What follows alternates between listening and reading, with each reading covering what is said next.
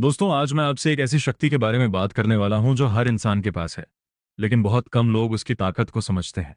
वह शक्ति है श्वास ब्रेथ। प्राचीन ग्रंथों में, विशेषकर गीता और योग शास्त्रों में, श्वास को केवल सांस लेना नहीं कहा गया है, उसे प्राण कहा गया है, यानी जीवन की ऊर्जा। कहा गया है श्वास जीवन का दूसरा नाम है। सोचिए, जिस दिन श्वास रुक जाती है उसी दिन जीवन समाप्त हो जाता है। इसलिए कहा गया है, जो व्यक्ति अपनी श्वास को नियंत्रित कर लेता है वह अपने जीवन को नियंत्रित कर लेता है।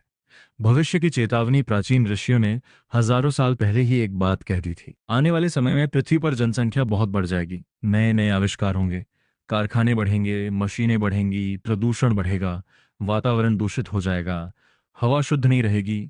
और जब हवा ही दूषित हो जाएगी तब इंसान को अपनी श्वास पर नियंत्रण सीखना पड़ेगा। यहीं पर प्राणायाम का महत्व सामने आता है। प्राणायाम क्या है? प्राणायाम केवल सांस लेने की क्रिया नहीं है, ये श्वास को समझने और उसे नियंत्रित करने की कला है। योग में कहा गया है, जब हम अपनी श्वास को धीमा, गहरा और संतुलित करते हैं तो केवल शरीर ही नहीं, मन और चेतना भी शांत हो जाती है। इसलिए योग में प्राणायाम को मन का रिमोट कंट्रोल कहा गया है। श्वास और मन का संबंध। एक छोटी सी बात नोटिस कीजिए। जब आप गुस्से में होते हैं तो आपकी सांस तेज हो जाती है। जब आप डरते हैं तो सांस छोटी हो जाती है। और जब आप शांत होते हैं तो सांस गहरी और धीमी हो जाती है।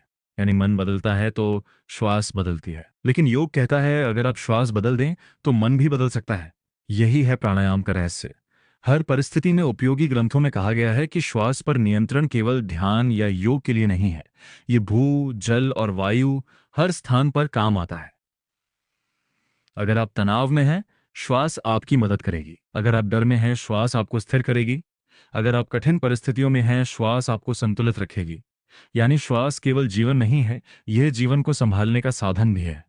सबसे बड़ी बात, आज लोग दुनिया को नियंत्रित करना चाहते हैं। कोई पैसा नियंत्रित करना चाहता है, कोई लोगों को नियंत्रित करना चाहता है, कोई परिस्थितियों को नियंत्रित करना चाहता है। लेकिन गीता और योग कहते हैं, अगर तुम्हें सच में जीवन को नियंत्रित करना है तो सबसे पहले अपनी श्वास को नियंत्रित करना सीखो। क्योंकि जिसने श्वास को जीत लिया उसने जीवन को जीत लिया।